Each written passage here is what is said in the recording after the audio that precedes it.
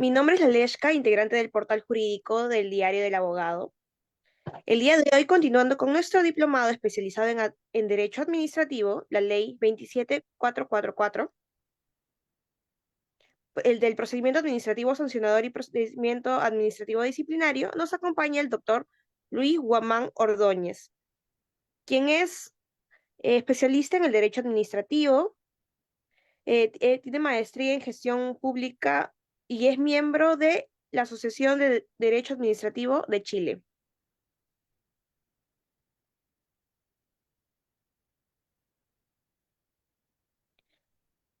Quien tratará sobre el tema del silencio administrativo en el derecho administrativo peruano. Antes de iniciar, les recordamos que pueden dejar sus preguntas por la caja de mensajes de Zoom para que sean amablemente respondidas por el ponente al finalizar la clase. Los participantes interesados en adquirir la certificación opcional por 240 horas académicas, emitido por el Ilustre Colegio de Abogados de Madre de Dios, pueden escribirnos a los números que se encuentran precisando, que se estarán precisando en la caja de mensajes de Zoom. Doctor Luis, le damos el uso de la palabra para que pueda desarrollar la clase.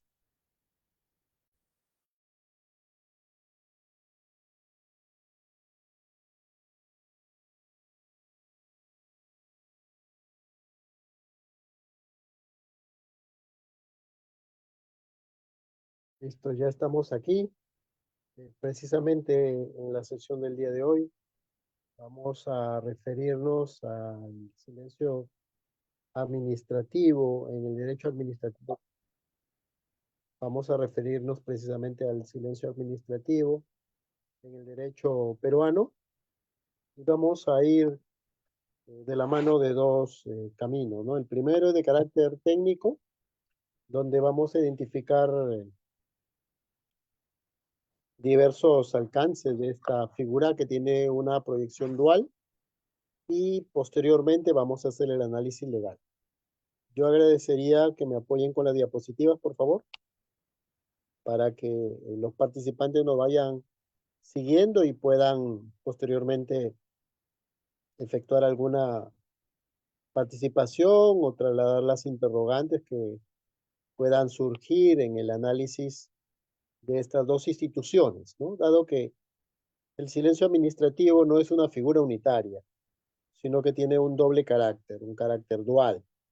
El silencio positivo, bastante conocido, y que lógicamente es equiparable a un acto administrativo. De allí que se le conozca, además del silencio administrativo positivo, como el acto ficto, el acto ficticio, la denominada resolución ficta,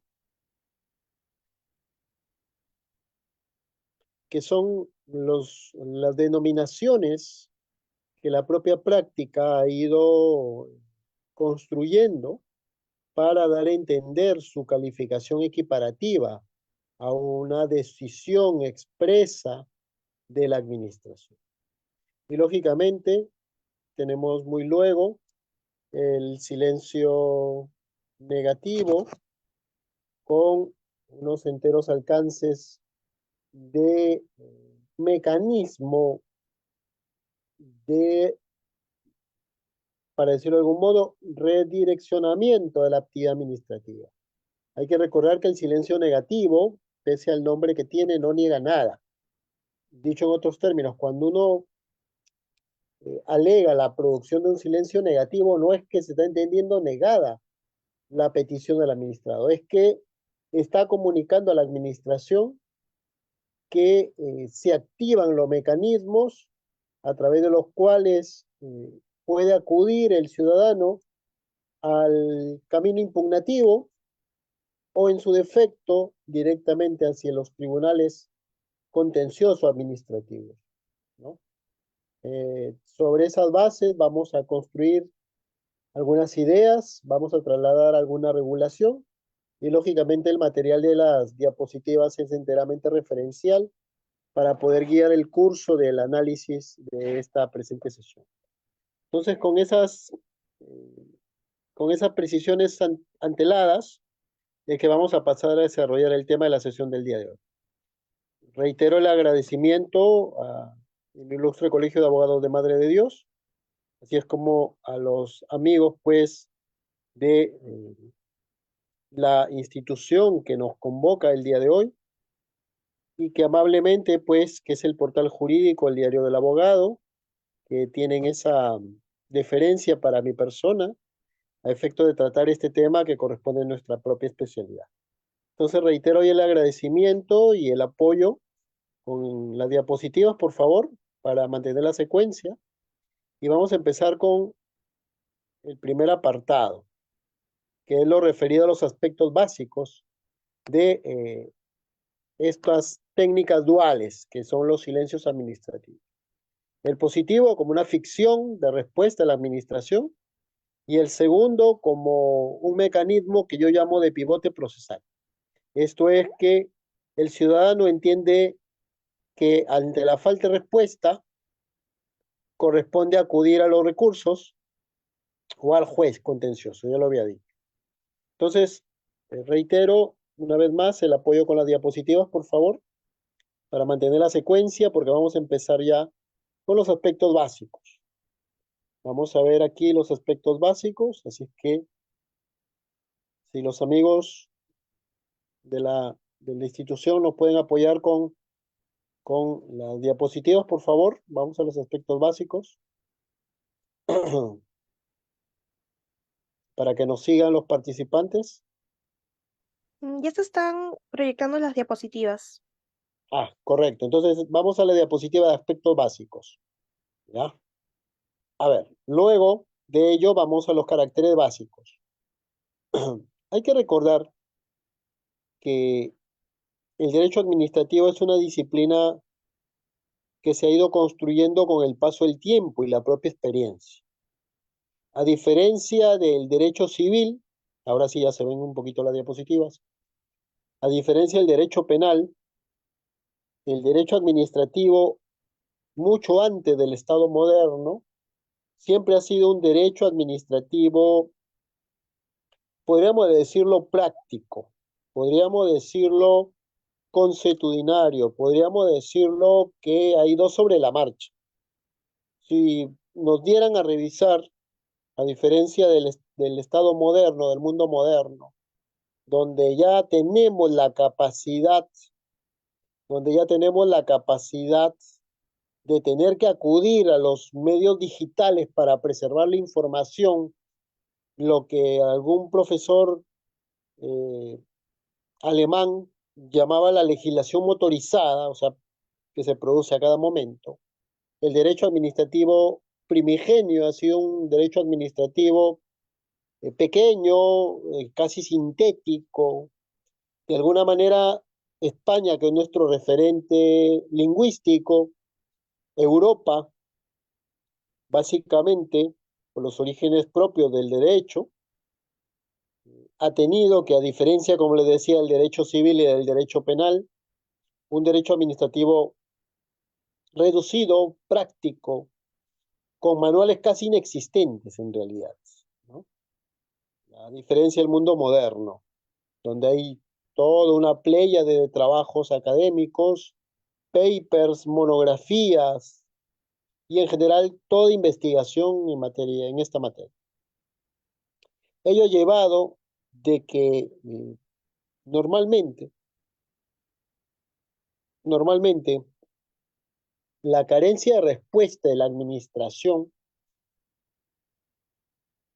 digámoslo así, haya creado un escenario de zozobra sobre los administrados, porque puntualmente ello ha generado que tengan por no contestar sus peticiones. Todavía no estamos hablando siquiera de la teoría de los silencios.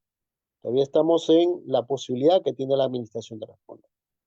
Y en esta posibilidad de responder también asoma la posibilidad de no responder, por los motivos que fueran.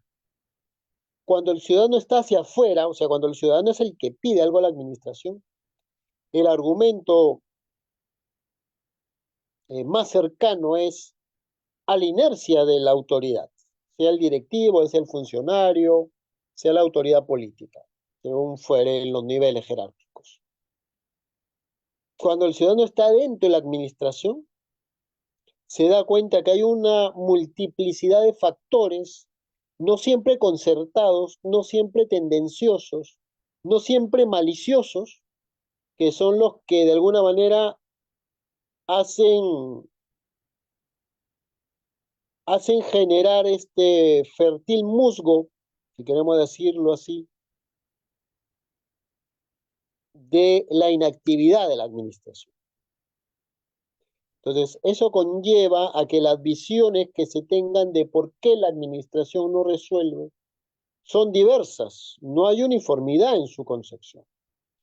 Entonces, cuando una persona, un ciudadano, está dentro de la administración, ve que, por ejemplo, falta el papel, se acabó la tinta, el área que te tenía que remitir la información no la remite, el expediente que pasó 3, 4 meses en un área, como ya vencen los plazos, pasa al área legal inmediatamente, o pasa, se me ocurre, un viernes a las 4:41, cuando la salida es 4:45 o 5 o 6 de la tarde.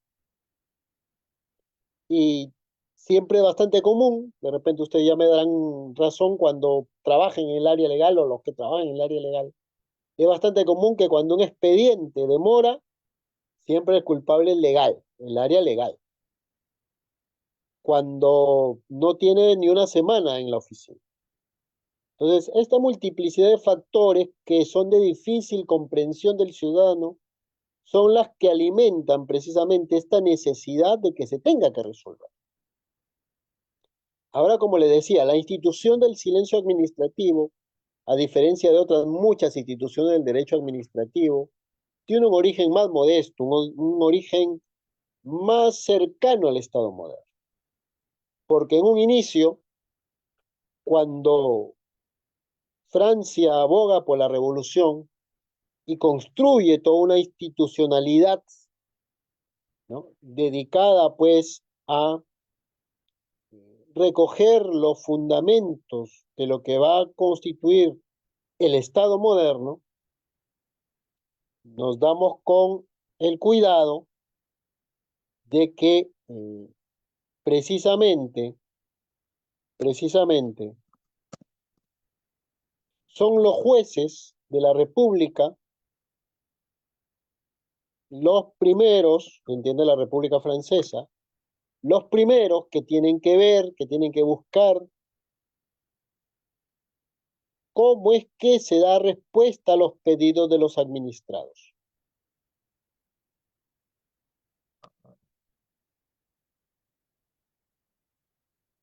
Entonces, la figura de los silencios administrativos nace como una figura enteramente jurisprudencial. Y es bastante curioso que se diga que la figura tiene este origen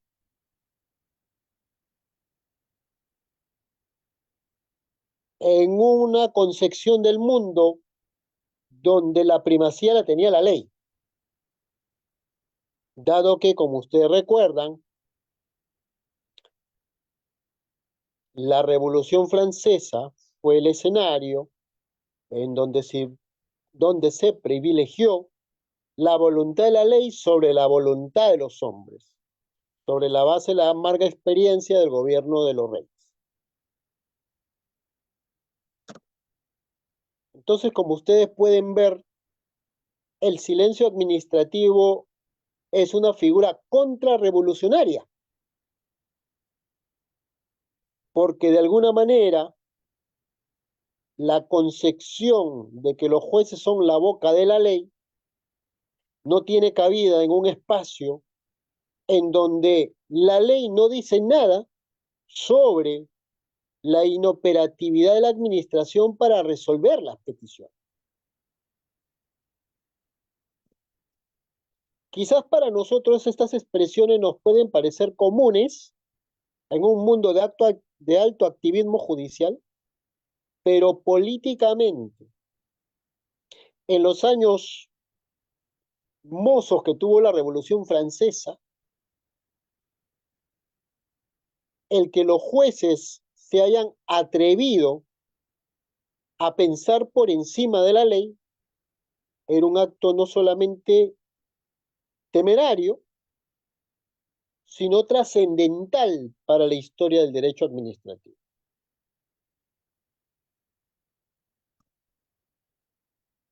Digo ello porque precisamente es con la ley de 1800 en que se establecen las competencias de las prefecturas y también de los ministros para resolver controversias administrativas incontestadas a través de la técnica del silencio administrativo.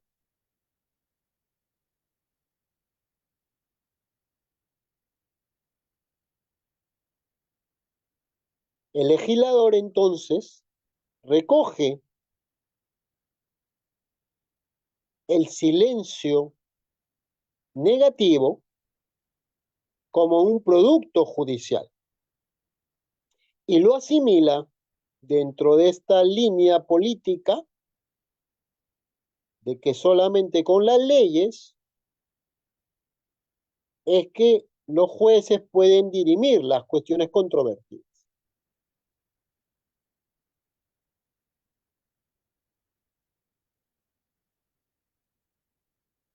Obviamente, obviamente, una vez asentado el Estado moderno,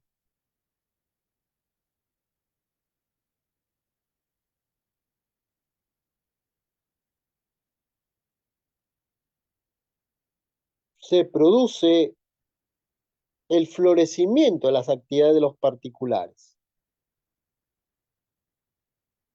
lo que lleva a que también se tenga que recoger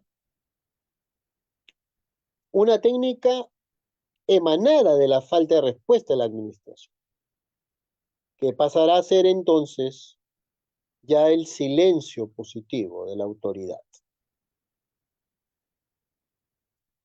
En esta última figura, cuya connotación no ha sido modificada por el tiempo, se entiende que la ausencia de respuesta de la administración es equiparable a un pronunciamiento expreso, se entiende, de la autoridad.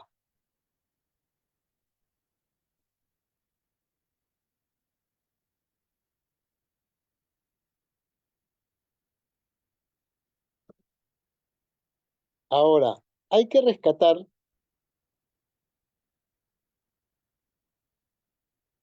que dentro de los caracteres básicos que tiene la técnica dual del silencio administrativo, o si se quiere decir de otro modo, de los silencios administrativos, un primer elemento determinante de ella es la tipicidad.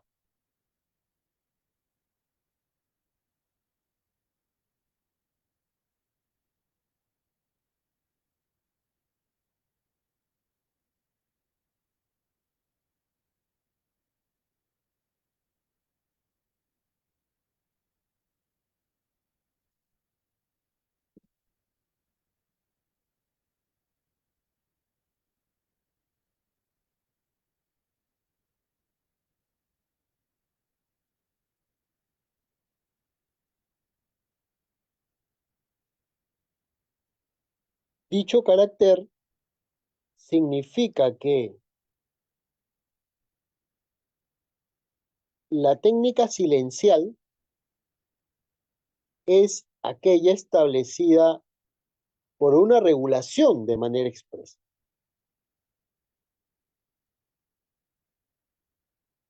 de modo tal que no puede inferirse de la propia ausencia de respuesta de la administración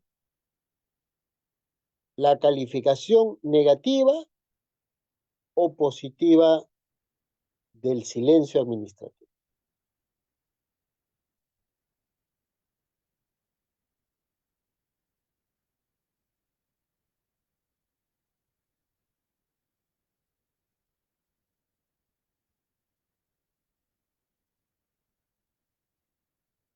La titularidad entonces de la tipificación del tipo de silencio a producirse ante la falta de respuesta de la administración es prerrogativa del legislador, no de la administración y mucho menos de la administración. Lo que responde, como ya señalábamos hace poco, al principio de tipicidad que va ligado a la calificación de esta técnica silencial.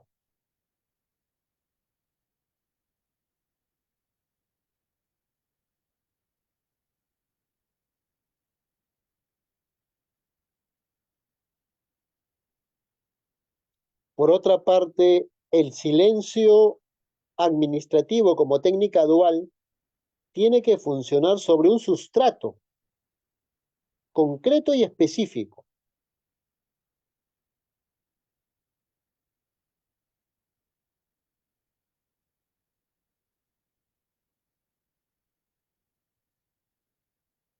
Real o potencial, que es la posibilidad física y jurídica de lo que el ciudadano está peticionando a la autoridad administrativa.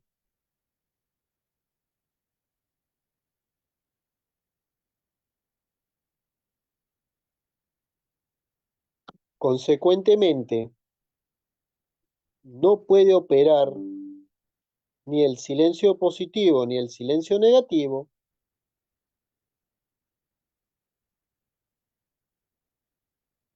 sobre espacios a los cuales el derecho objetivo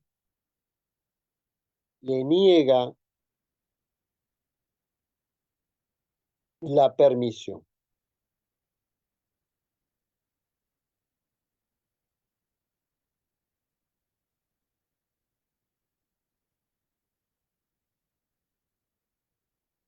El tercer carácter básico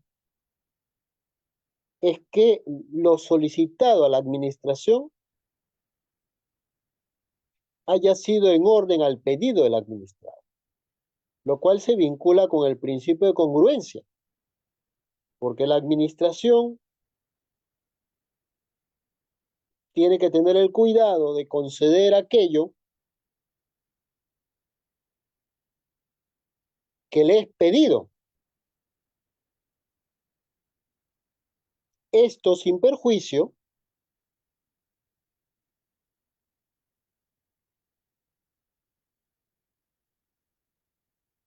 de que hayan aspectos que no siendo apreciados por el propio administrado, la autoridad los identifique y le corra traslado para su precisión.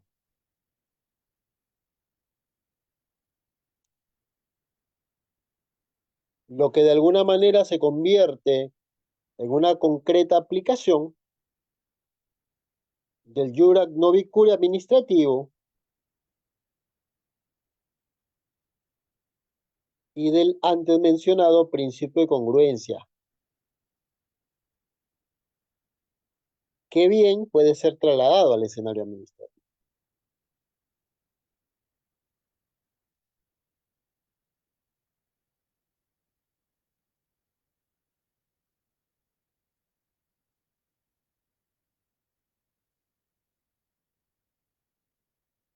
El cuarto carácter básico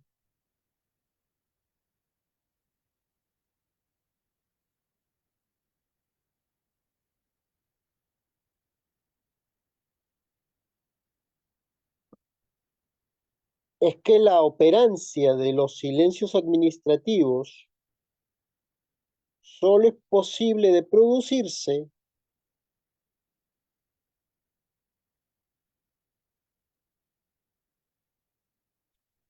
cuando han transcurrido los mismos.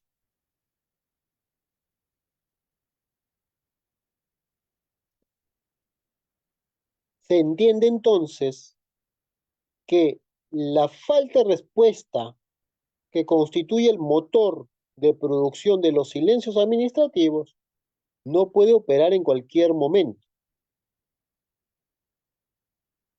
porque ello significaría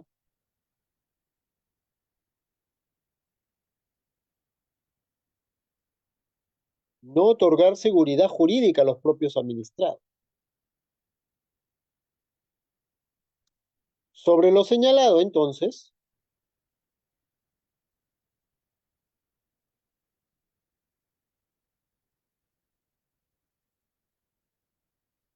solo se producen los silencios cuando han transcurrido los plazos para que la autoridad pueda responder los pedidos,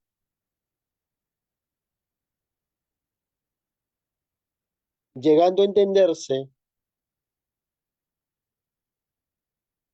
que ante la ausencia de respuesta es posible la invocación del tipo de silencio conectado, como lo vamos a ver en un momento, al tipo de petición esgrimida.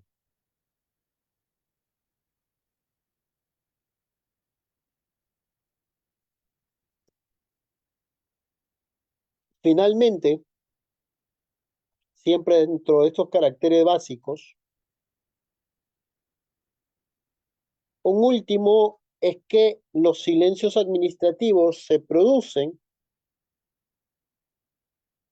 en tanto y en cuanto el particular haya ofrecido la documentación que alimenta su petición y que ésta sea consonante con la exigida por mandato legal o a través de lo que se conoce, para el caso peruano, como el texto único ordenado de procedimientos administrativos.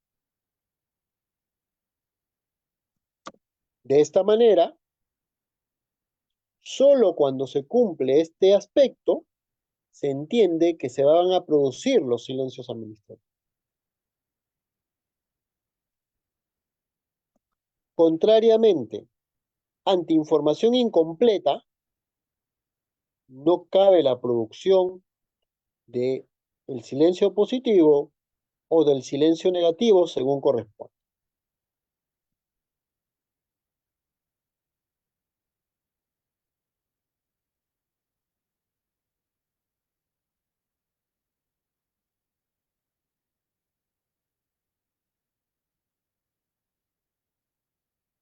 Voy a hacer un alto porque hay unos participantes que están trasladando algunas interrogantes. A ver, voy a permitirme leerlas, por favor.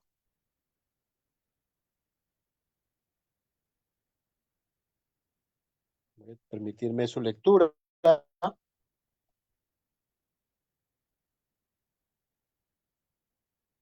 ver, por orden alfabético o por el orden precisado.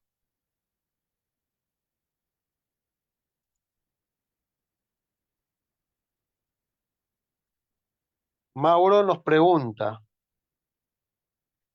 se presentó un caso.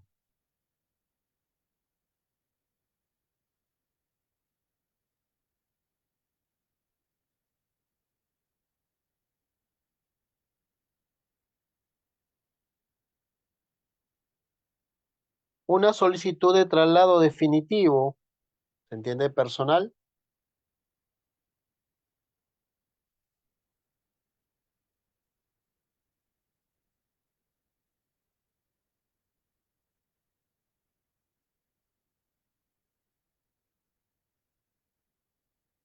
por motivos de salud, acreditado con informe médico del 8 de agosto del 2024.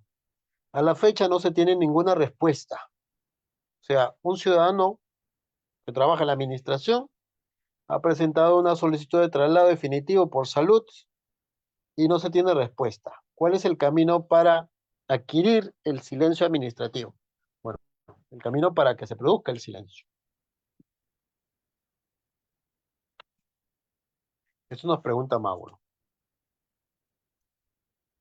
Normalmente, para responderle, hay que señalar que en temas vinculados a personal hay que siempre tener la identificación del tipo de silencio a producir, porque como se trata de cuestiones de personal, es la regulación legal la que normalmente establece el tipo de calificación que se da al pedido del administrador.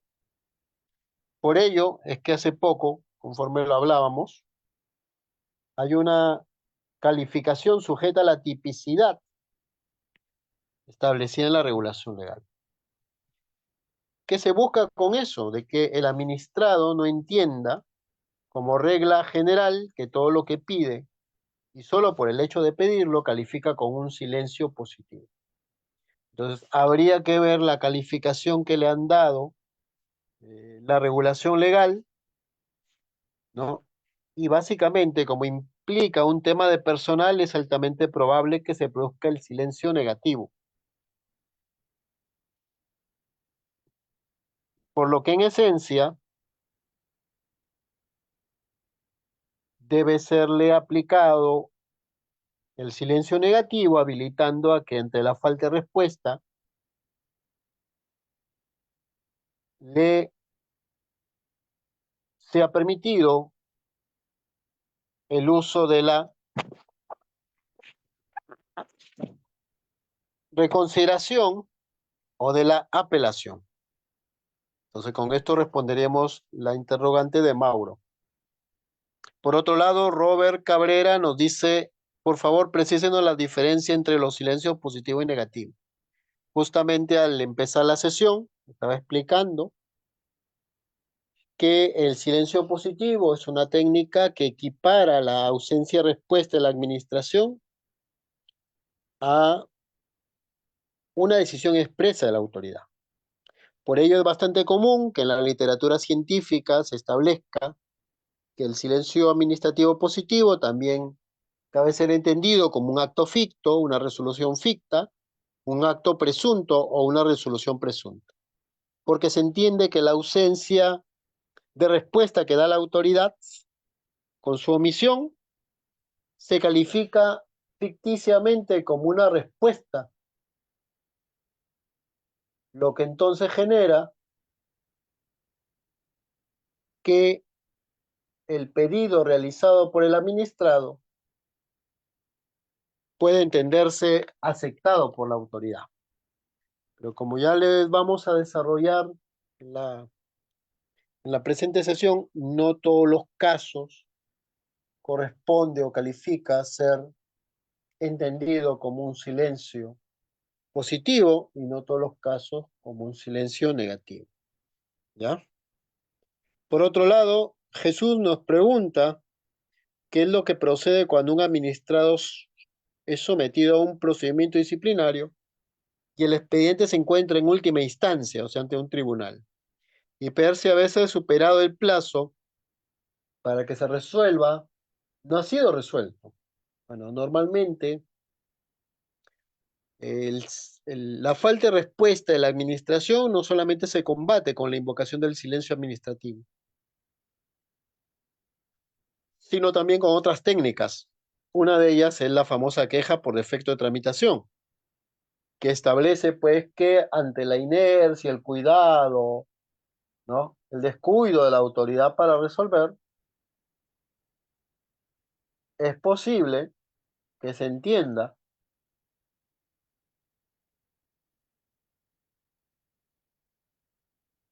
que hay el incumplimiento de deberes de la autoridad en resolver. Y por ende, y por ende, debe entonces requerirse que resuelva. Y la figura de la queja por defecto de tramitación habilita a que la autoridad que conoce el asunto se aparte del mismo para que lo vea otro y esa autoridad superior designa, en tanto se está investigando a una persona, designa a otra persona, a otra autoridad, para que sea esta última la que resuelva aquello que no resolvió la autoridad original. ¿Ya? Por su parte, Sócrates nos pregunta, considerando que los plazos que la administración evalúa y pronuncia se han agotado y el administrado pretende acogerse al silencio administrativo sin haber presentado todos los requisitos establecidos en su oportunidad, corresponde emitir pronunciamiento, observar o no admitir el silencio administrativo. A ver, cabe indicar que normalmente no todos los ciudadanos o personas son diligentes cuando piden algo a la administración. Si, por ejemplo, son 6 requisitos, normalmente presentan 4 o 3 o uno, porque entienden que en el tránsito de la calificación es posible juntar la documentación pertinente. Pero ¿qué pasa cuando la administración, a su vez, es diligente? O sea, avanza en la calificación del pedido. Normalmente, en la práctica, lo que uno advierte es que hay un deficiente trabajo de las áreas de trámite documentario, porque las áreas de trámite documentario son como una suerte, disculpen la expresión, para quienes trabajan en el área, de cajeros automáticos o mesa de recepción que viene un ciudadano, les plantea algo, lo miran, verifican que esté el número de hojas, verifican que esté tu cargo y lo sellan. Difícilmente son pocas las instituciones donde las oficinas de trámite documentario verifican que el ciudadano haya juntado todos los requisitos. Y digo esto porque la ley 27444 establece que el primer filtro para evaluar si un ciudadano está presentando todos los documentos, como se dice vulgarmente, en regla, es trámite documentario. Trámite documentario tiene que ver que si el TUPA o la ley piden 6 requisitos, los 6 requisitos se juntan. Ahora me preguntaría Sócrates, Alberto, ¿y qué pasa cuando de los 6 requisitos ha presentado dos o ninguno?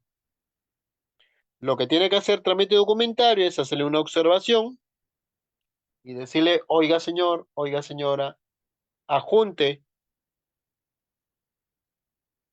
u ofrezca los documentos faltantes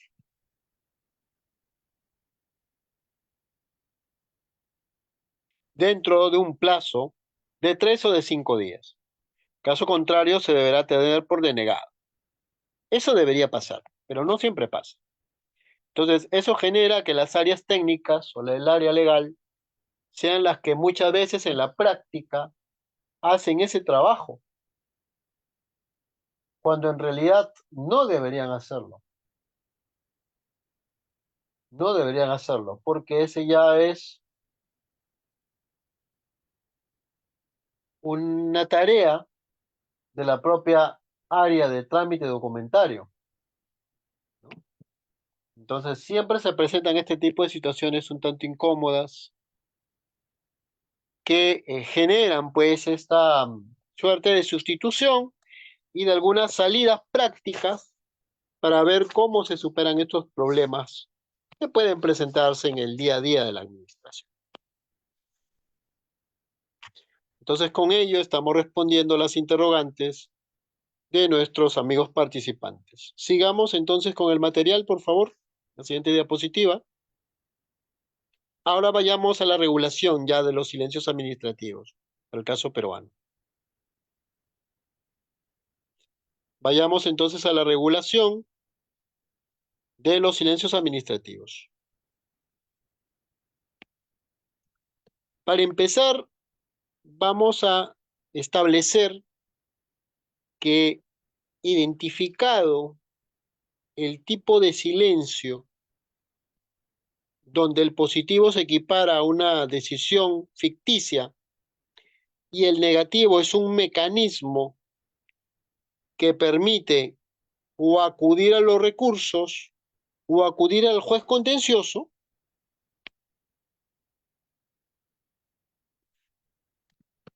podemos entonces sostener que respecto de los procedimientos calificados con el silencio positivo,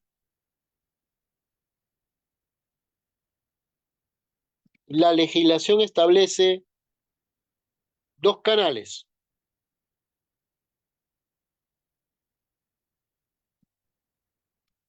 El primero es el que establece la generalidad del silencio positivo.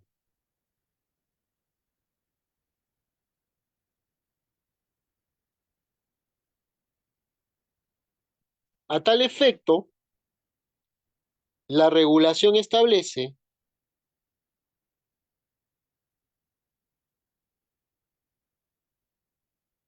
que se califican con silencio positivo todos los procedimientos solicitados por el particular que no se encuentran sujetos al silencio negativo. Esto quiere decir que el legislador recoge una regla de exclusión, a través de la cual se establece que todo lo que no califica con silencio negativo es entendido como silencio positivo.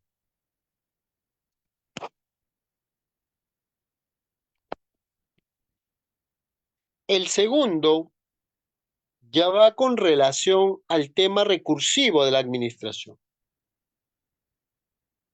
dentro de lo que se llama el doble silencio administrativo.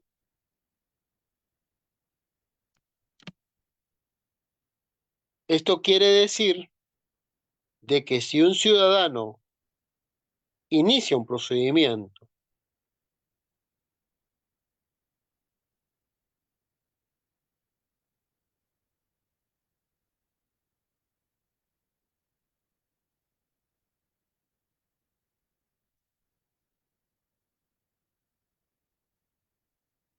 y la autoridad no le da respuesta,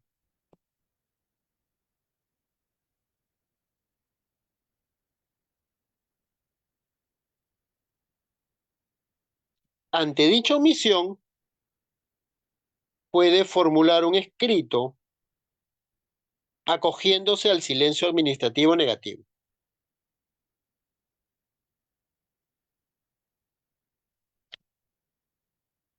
Como este último posibilita el uso de los recursos de impugnación,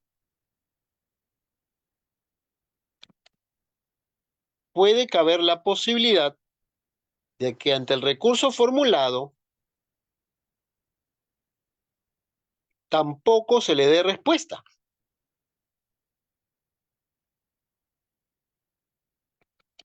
En este último escenario se produce este doble silencio administrativo, que conlleva a que lo que pide el ciudadano en sede recursal se reconozca a su favor.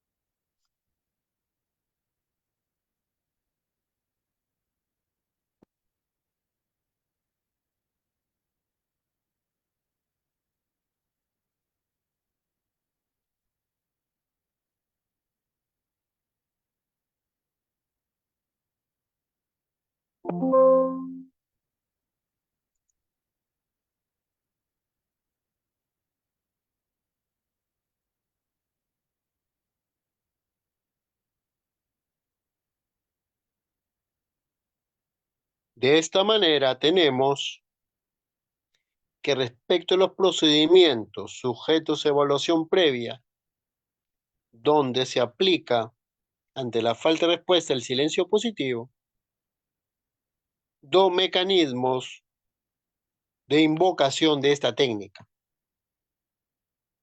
Esto es la de carácter silencial positivo, que se equipara, como ya se ha sostenido, a lo que se conoce como el acto presunto o la actuación ficta.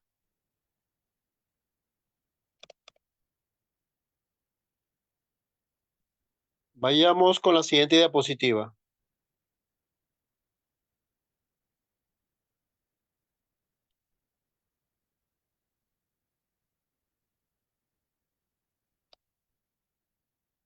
Un problema que siempre ha tenido el derecho administrativo peruano ante la producción del silencio positivo ha sido la acreditación del mismo.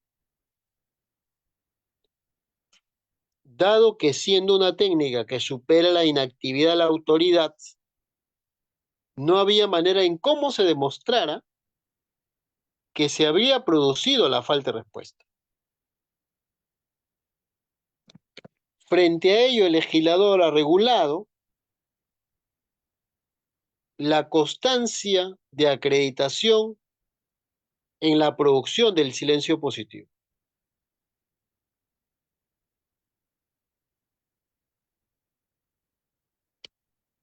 Para demostrar dicha calidad, el ciudadano se sirve del cargo de presentación del escrito en el cual se advierta el registro que hizo la administración al momento de recibir la solicitud, si es que hablamos del soporte de papel.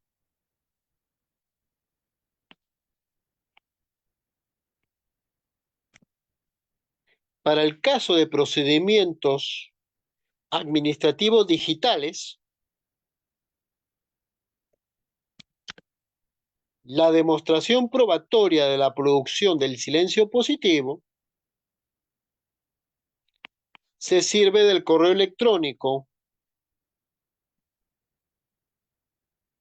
que acredita el envío de la petición del administrado en sede digital.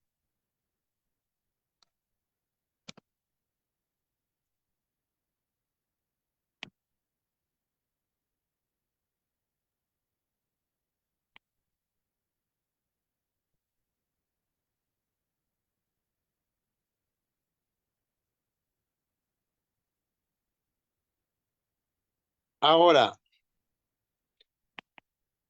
hay que recordar que respecto de las peticiones en soporte papel, como también le es aplicable a las peticiones en soporte digital, la constancia de aplicación del silencio positivo se produce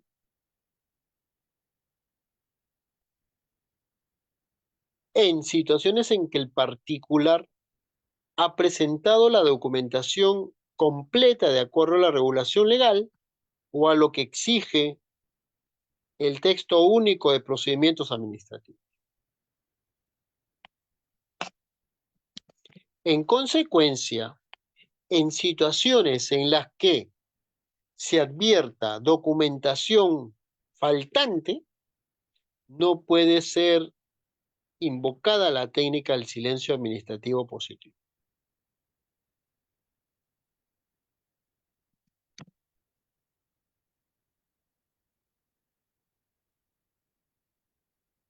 ¿Por qué ocurre dicha situación? Nos debemos preguntar.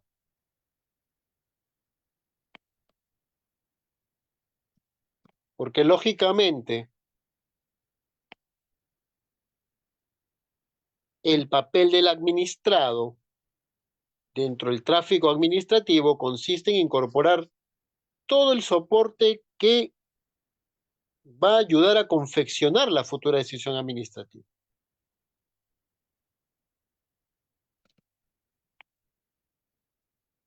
De este modo, si el administrado carece de diligencia en ofrecer la información pertinente y completa,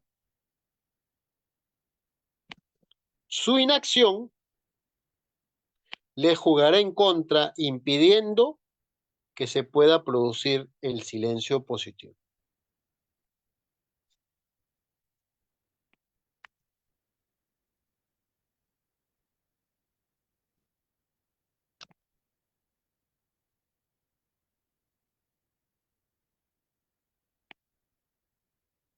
Siguiente diapositiva.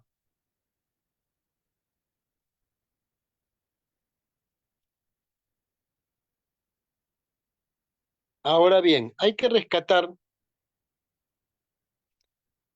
de que para evitar la atomización,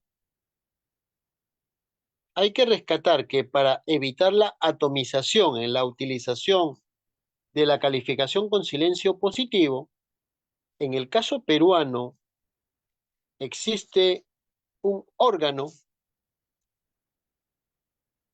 administrativo que es el que de alguna manera centraliza la tipicidad a la cual habíamos hecho alusión al empezar la presente sesión.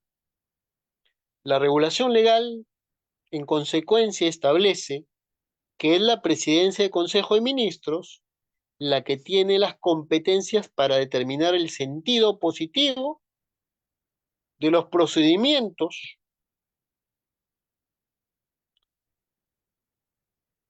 calificables ante una probable falta de respuesta con silencio positivo.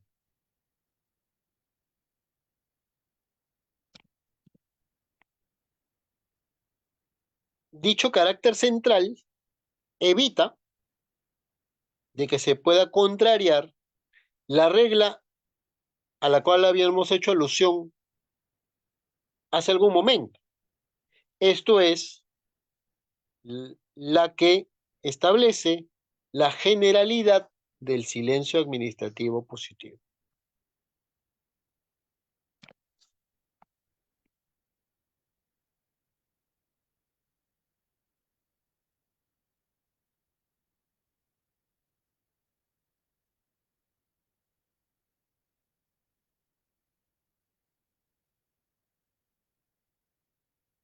Siguiente diapositiva.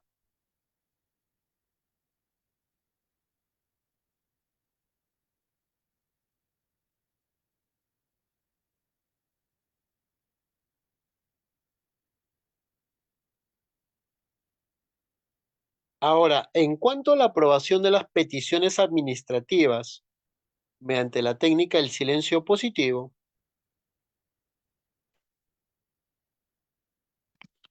cabe establecer que los pedidos de los particulares se consideran aprobados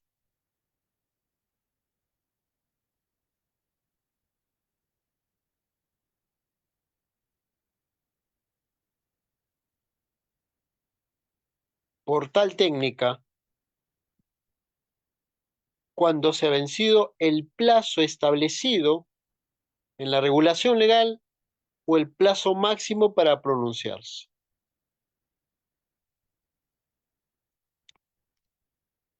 Aquí hay que tener en cuenta no solamente los plazos de la ley 27444 peruana, sino también los plazos que tienen los diversos procedimientos de carácter especial,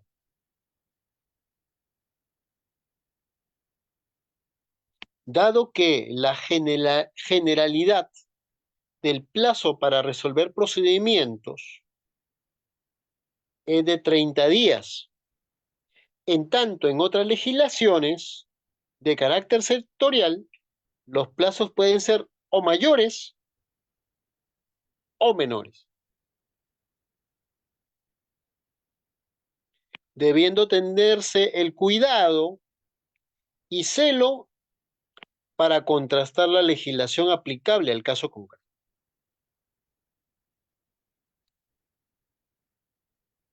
Por otra parte, debe también tenerse en cuenta que al plazo general de 30 días antes aludido, hoy el legislador le adiciona el plazo para notificar de 5 días, de modo tal que la sola operancia del plazo de 30 días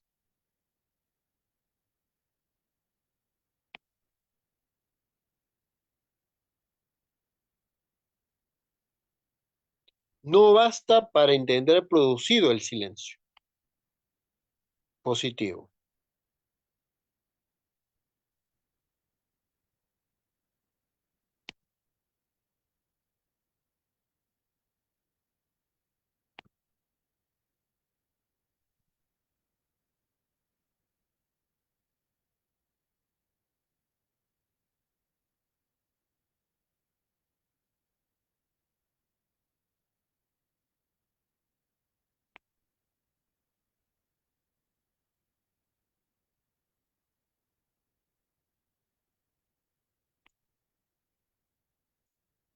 En virtud de lo señalado, entonces,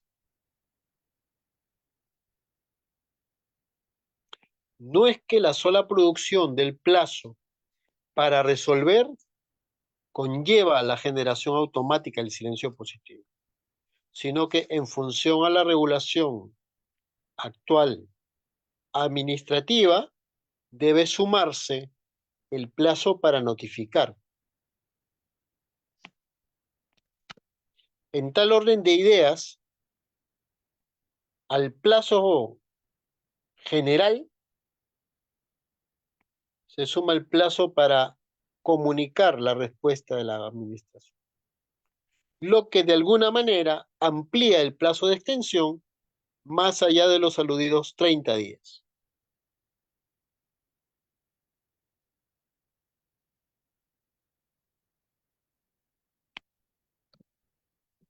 Más allá de ello, hay que establecer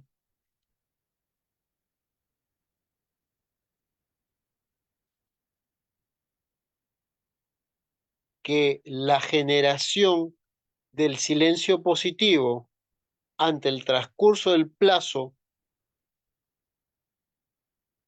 establecido o el máximo para resolver, al cual se le suma el plazo para notificar, no impide el ejercicio de las potestades de fiscalización que tiene la autoridad administrativa.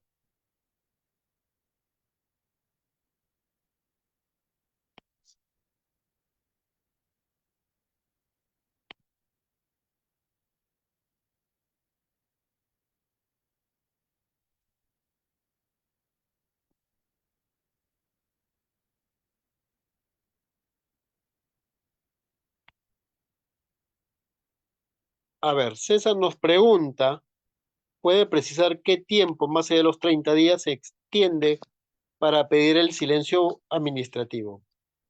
Como ya comentaba, normalmente a todos se nos enseña que en el caso peruano, cuando pasan 30 días, al día 31 hábil, se produjo el silencio positivo. Hablemos, por ejemplo, de una licencia de edificación o una licencia de funcionamiento, o el plazo que la regulación tenga. El plazo mayor es plazo menores a la ley 27444. Ese era antes. Con la reforma del año 2017 y 2019, al plazo general se le suma el plazo de los 5 días, que es el plazo para notificar. De tal modo que en la práctica, si una autoridad dejó de resolver al día 30, tiene 5 días de auxilio para poder pronunciarse. Pongo un ejemplo. Una persona planteó una solicitud y llegó el día 30. El funcionario no hizo nada, la autoridad no hizo nada. Como le quedan 5 días, puede tomar un día del día 5 y le quedan 4 días para notificar. Caso 1. Caso 2, se le pasaron los 30 días, puede tomar 2 días para resolver apresuradamente y le quedan 3 días para notificar. Puede tomar 3 días más allá de los 30 y le quedan 2 días para notificar. Puede tomar un día,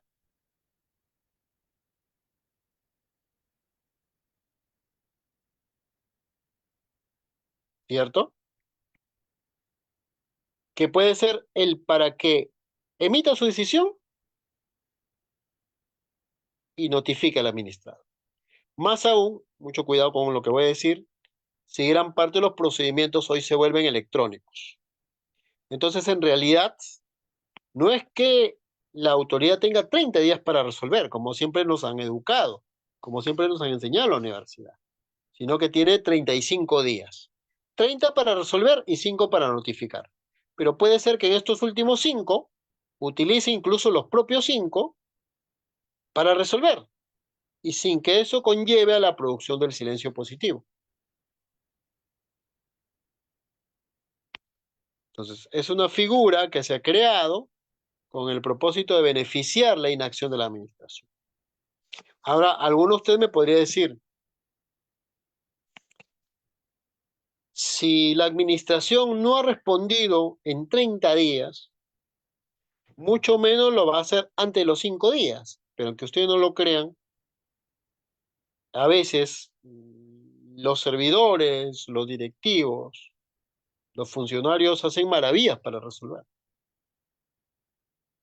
Entonces cabe la posibilidad que para evitar que se produzca un silencio positivo y le notifiquen al ciudadano con un documento expreso,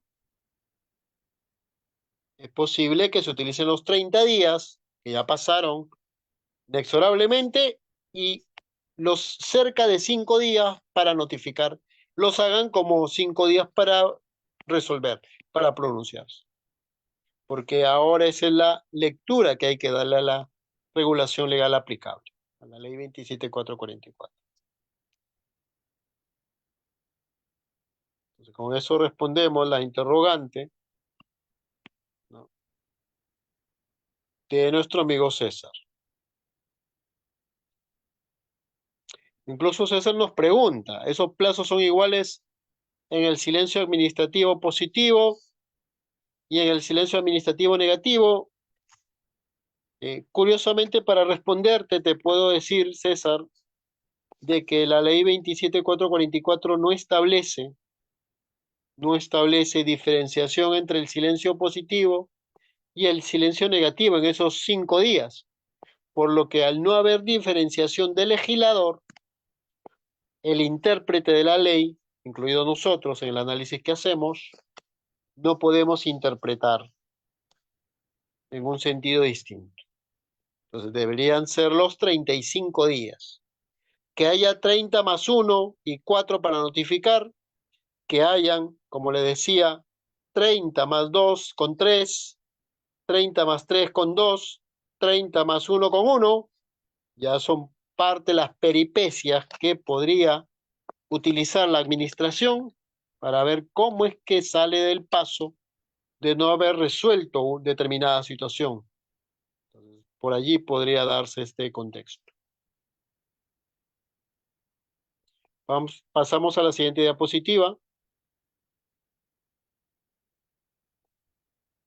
Ahora, en cuanto a la aprobación del trámite administrativo, vamos a establecer que vencido el plazo para que opere el silencio positivo respecto a los procedimientos sujetos a aprobación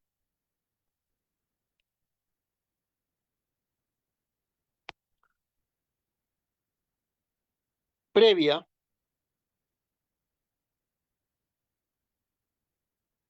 sin que la autoridad se haya pronunciado, cabe presentar una declaración jurada. ¿Qué significa esto? De que en la práctica muchas veces, por ejemplo, en tema de fiscalización, la propia autoridad que no resuelve una petición es la misma que es bastante rauda para buscar cómo imponerte sanciones.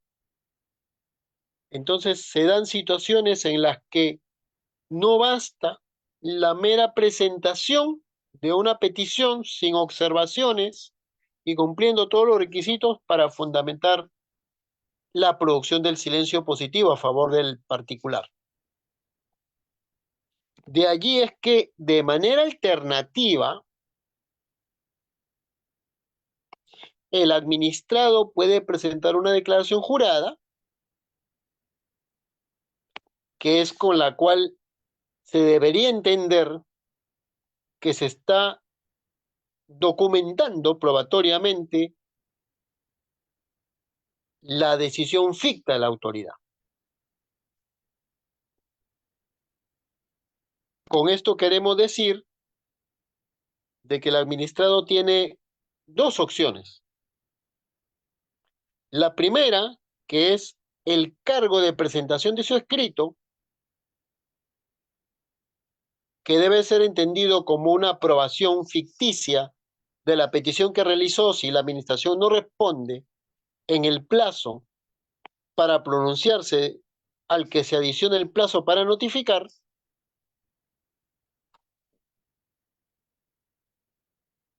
y otra que la declaración jurada que cumple el mismo propósito. Esto es el de ser el soporte documental que acredita la ocurrencia de producción del silencio positivo, siempre, recordemos, que no haya observación alguna sobre el pedido formulado por el administrado.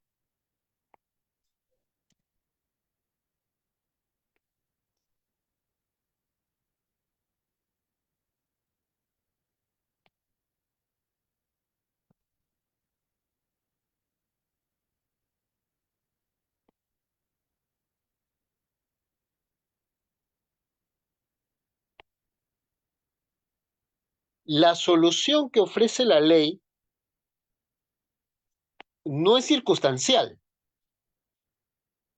porque para actividades materiales y formales de la propia autoridad frente a la cual se ha pedido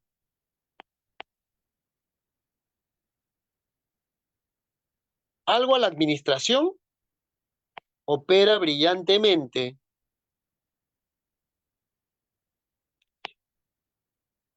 el cargo de presentación de la solicitud inicial. A su turno, la declaración jurada tiene otro propósito, distinto al anterior, que es demostrar ante terceros, que son normalmente otras administraciones públicas u otros particulares, que se ha obtenido por silencio positivo aquello que se solicitaba inicialmente a la administración.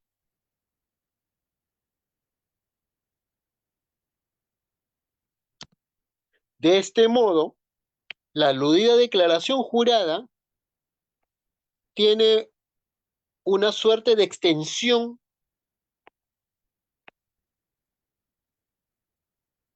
de la prueba de producción del silencio positivo, que no lo podría tener la sola presentación del cargo de notificación de la petición inicial.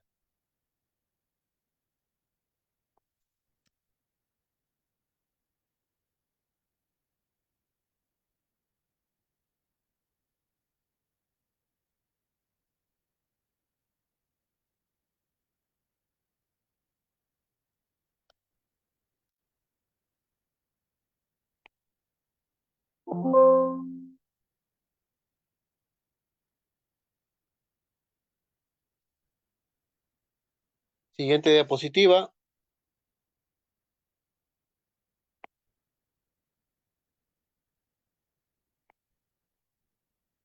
Ahora, hay que recordar que el uso de la declaración jurada a la cual hacemos alusión también puede ser utilizada respecto de procedimientos sujetos a aprobación automática, que son aquellos en donde la autoridad hace la corroboración entre lo que se pide por parte del administrado y lo que la legislación requiere de dicho pedido.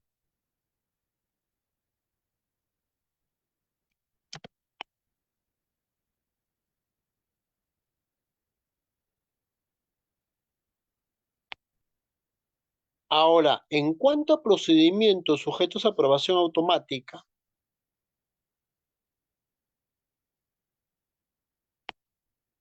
de alguna manera la fórmula legislativa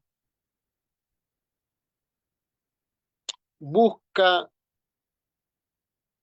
llenar la ausencia de respuesta de la administración frente a situaciones donde el producto de la respuesta de la administración es determinante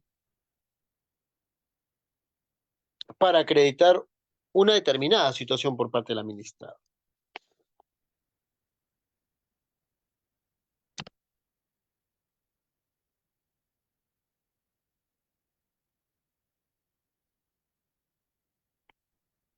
Pensemos, por ejemplo, para tener una idea cabal de lo que quiere proyectar el legislador, que un ciudadano solicita a su institución universitaria una acreditación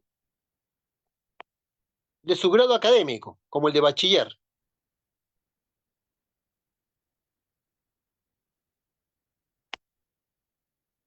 que es un pedido calificable con silencio positivo, y que ha presentado cumpliendo todos los requisitos que exige la regulación aplicable. Frente a la falta de respuesta y habiendo superado los plazos para que se resuelva su pedido con la entrega del documento o certificación que acredita su bachillerato,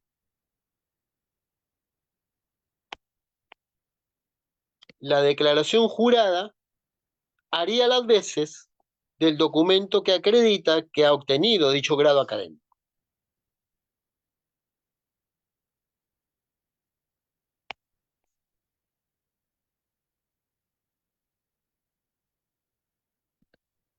Lo que no evita que convenientemente la autoridad que requiere el señalado documento pueda oficiar a través de los deberes de colaboración entre administraciones públicas a la autoridad que lo tiene en su poder para que acredite que éste preexiste y corresponde a dicho interesado.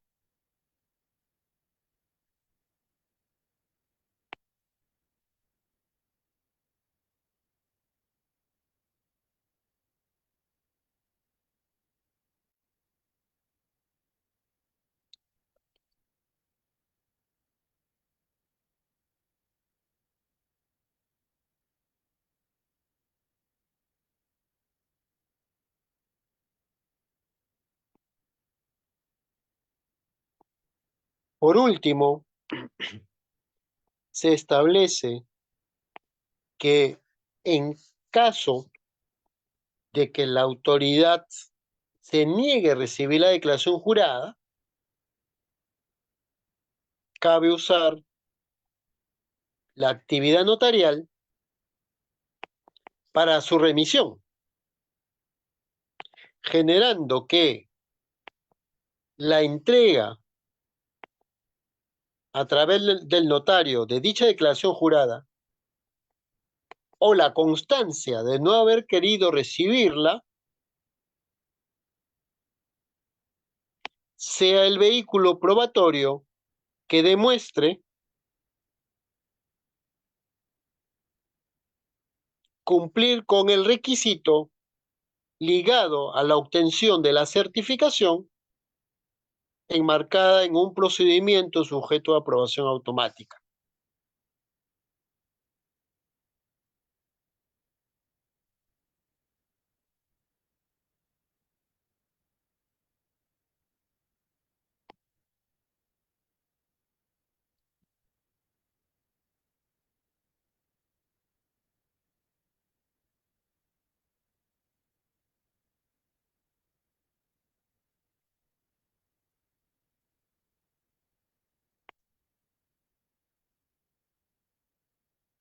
Siguiente diapositiva.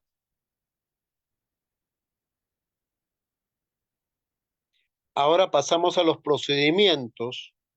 Ahora pasamos a los procedimientos administrativos sujetos a evaluación previa, donde se aplica, ante la falta de respuesta de la autoridad administrativa, el silencio negativo. Aquí vamos a señalar, en principio, que en el derecho administrativo peruano, la regla de generalidad es el silencio administrativo positivo, como lo hemos visto. Dicho en otros términos, todo aquello que no es silencio negativo es silencio positivo. Sin embargo, para el caso específico del silencio negativo, que, como ya hemos señalado, no niega nada, sino que es una ficción que habilita o el uso de los medios de impugnación administrativos o el paso al contencioso administrativo, dada su calidad residual, es la ley la primera que delinea los supuestos de aplicación del silencio negativo.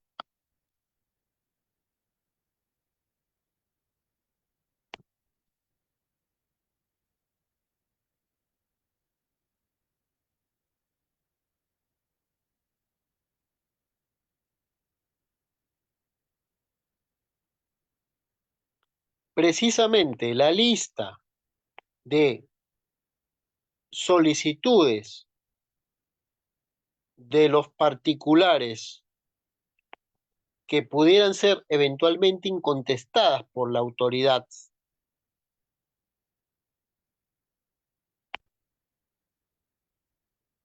y que reciben el calificativo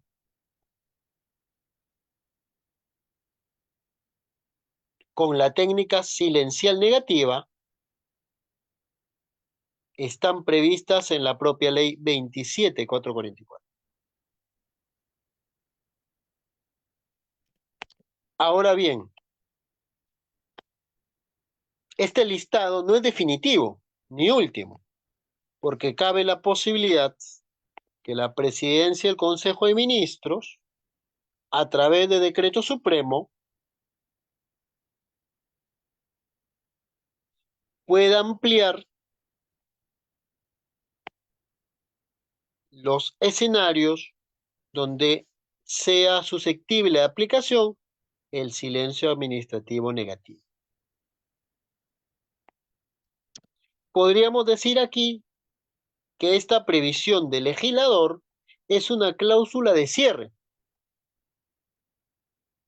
que actúa en razón directamente proporcional al carácter general del silencio positivo establecido en la propia Ley General Administrativa.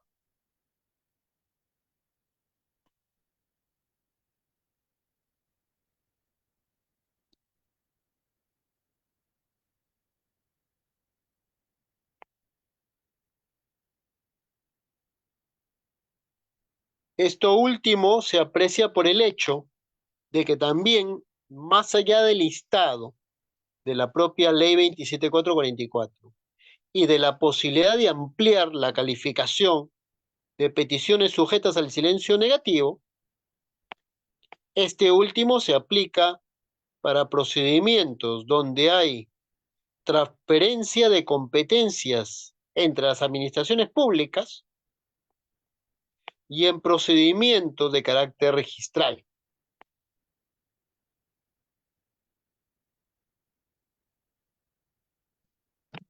Respecto a los primeros, dado que se entiende que normalmente las atribuciones que tiene la autoridad para resolver determinados asuntos de interés público está previamente delineada en la regulación legal pertinente.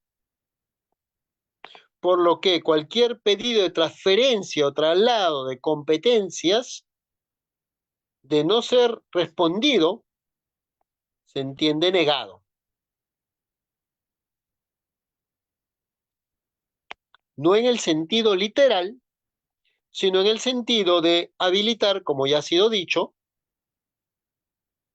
el uso de los recursos, conllevando a que se impugne la ausencia de respuesta ante el pedido de transferencia de tales competencias,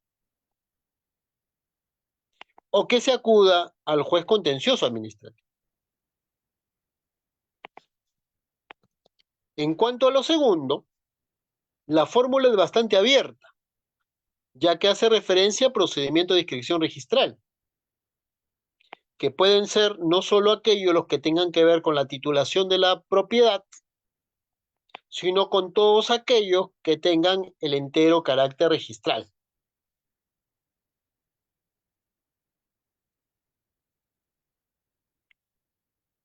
independientemente del rubro en que esto se genere.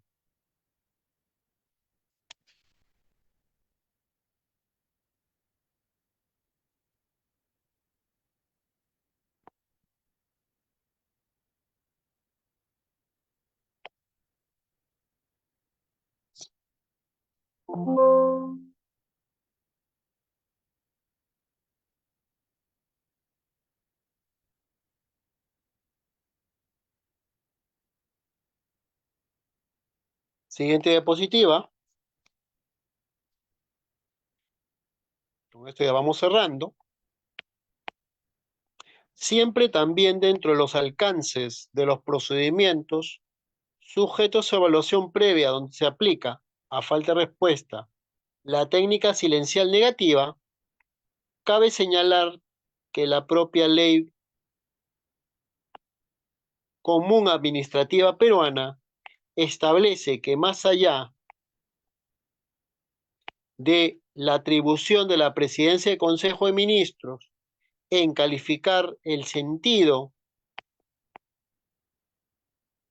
de las peticiones en faz positiva o en faz negativa,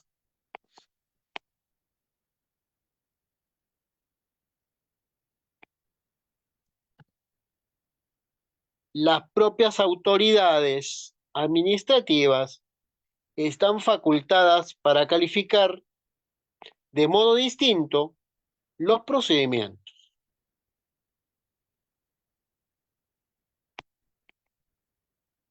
Ahora bien, esta cláusula no se debe interpretar en un sentido enteramente abierto, porque sería contraria al propio espíritu del carácter general del silencio positivo. Lo que de alguna manera se quiere decir es que las autoridades administrativas pueden calificar lo que son procedimientos negativos a procedimientos con silencio positivo ante la falta de respuesta de la actividad administrativa.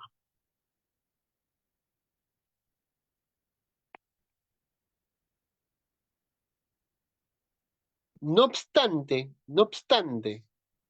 la forma de redacción que ha impreso el legislador este apartado de la regulación legal no es muy saludable, porque parecería dar una permisión absoluta e irrefrenable de que la administración califique discrecionalmente. Por ello es que se establece que los procedimientos vinculados a actuaciones administrativas trilaterales, que son normalmente de carácter cuasi jurisdiccional, y aquellos otros vinculados a obligaciones de dar o de hacer a las que se encuentra obligado el Estado,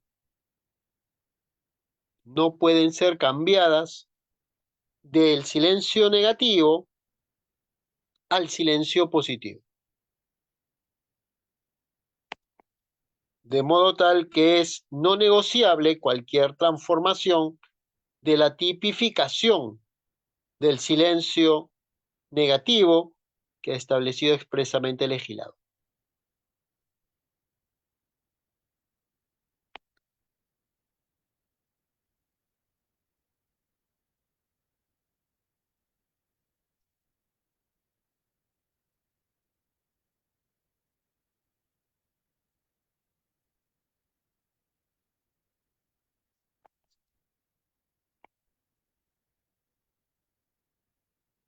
Ahora, esto último, este traslado o esta, de alguna manera, liberalidad que establece el legislador no se produce en cualquier contexto. Tiene varias ataduras,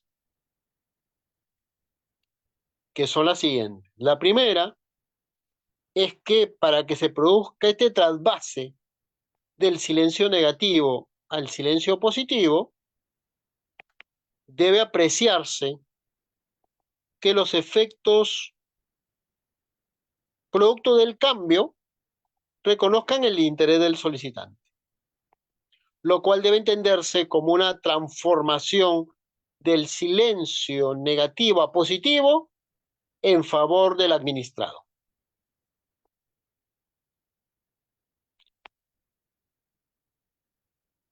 Dada la aludida regla de generalidad del silencio positivo al cual hemos hecho alusión a lo largo del presente análisis. Y la segunda es que no se exponga significativamente el interés general. Ambas fórmulas, dado que se trata de conceptos jurídicos indeterminados, necesitan ser desarrolladas motivadamente. Y aún más, si inciden en aspectos centrales de la actividad administrativa, como procedimientos trilaterales o aquellos vinculados a obligaciones a las que se encuentra sujeto el Estado, deben ser documentadas para evitar un uso descuidado de estas permisiones que nos da la legislación materia de análisis.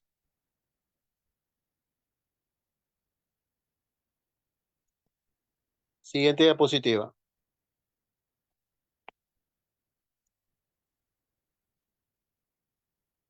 Con ello, como hemos podido ver, hemos hecho un análisis cuidadoso, detallado, de la regulación actual que tiene, pues, la técnica dual de los silencios administrativos. Como ya ha sido dicho, no se trata solo de una técnica silencial como tal, sino que tiene dos proyecciones. La proyección positiva, que se equipara a una actuación ficta o ficticia o presunta, y la faz o proyección negativa, que como ya se ha dicho, habilita al uso de los recursos que están en la propia ley 27444 o al paso del contencioso administrativo. Con ello, pues, daríamos por concluida la presente sesión académica, estando atentos a sus dudas e interrogantes que estimen pertinente trasladar a nosotros.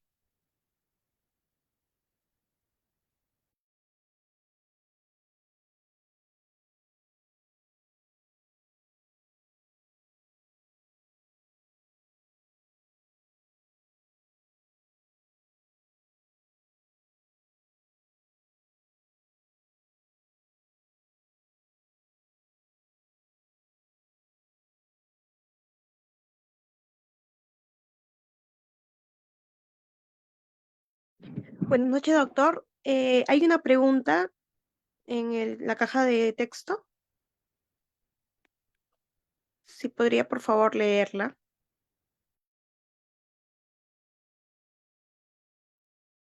A ver, nos preguntan si en el supuesto del artículo 38, inciso 38.1, si al cual hacemos alusión, sobre los supuestos taxativos del silencio negativo, en este caso señalan cuando el Estado tenga obligación de hacer, se aplica este silencio administrativo. En ese caso deja abierto la interpretación de ese tipo de obligación del Estado. Eh, en realidad, como ya hacíamos mención, la forma de redacción es bastante abierta, dado que de algún modo pueden haber prestaciones, no necesariamente dinerarias, o también que sí las sean, que pongan en aprietos al Estado. Imaginemos, por ejemplo, que a un ciudadano que trabajaba en el Poder Judicial se le debe $500,000.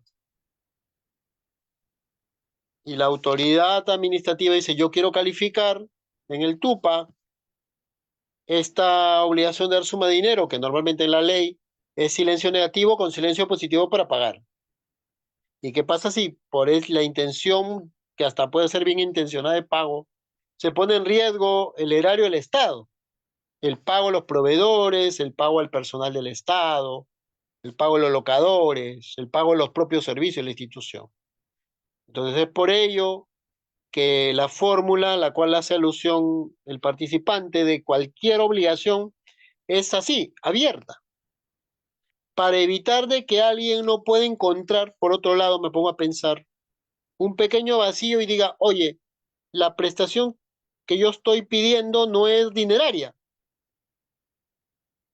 Y de repente fuerza que el Estado tenga que hacer algunas operaciones complicadas o que pongan en riesgo a la autoridad administrativa en cuanto a la decisión y a la conveniencia y utilidad, que son conceptos extrajurídicos, de tomar una decisión. Por ejemplo, ¿qué pasaría, se me ocurre, si un político en una administración cambia, ahora que está de moda esta voceada reelección de las autoridades públicas, cambia el TUPA, una obligación de dar suma de dinero, consonante con lo que me pregunta un participante, con el hecho de que hay 20 proveedores y hay 10 ciudadanos con sumas altas de dinero que quieren cobrar porque con eso va a subir el posible nivel de votos. Entonces yo soy el alcalde y digo, oye, cámbiame el TUPA porque con esto le pagamos a todos los proveedores y ellos me van a alimentar la campaña y aparte hay 10 personas que son importantes acá y son las que mueven los votos. Entonces, por eso yo les decía, casi en la última parte, de que la condición, y ustedes se han dado cuenta que hasta lo he resaltado con color rojo, es el tema central y determinante de motivar adecuadamente el porqué de la modificación y su impacto en el interés general. Entonces la autoridad tiene que fundamentar por qué esto le lleva a poder cambiar lo que normalmente el legislador no permite cambiar, como una medida para precisamente evitar este tipo de situaciones donde también la autoridad política más que nada pueda pues usar el erario público con otros fines distintos, ¿no? De allí que se han establecido pues estos suerte de candados jurídicos que impiden, no digo que imposibiliten, sino que impiden, ¿no?, cualquier actuar anómalo de la autoridad administrativa. Esa es la pauta que habría que esbozar aquí para responder la interrogante.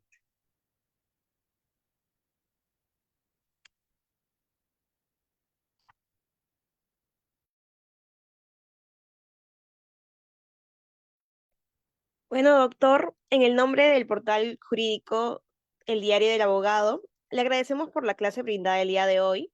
Todo quedó muy claro.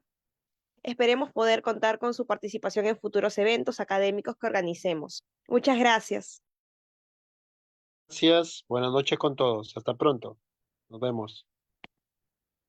Estimados participantes, les agradecemos su presencia el día de hoy. Los interesados en adquirir la certificación opcional por 240 horas académicas, avalado por el Ilustre Colegio de Abogados de Madre de Dios y es válido para concursos públicos, pueden escribirnos al 985-972395. Repito, 985-972-395.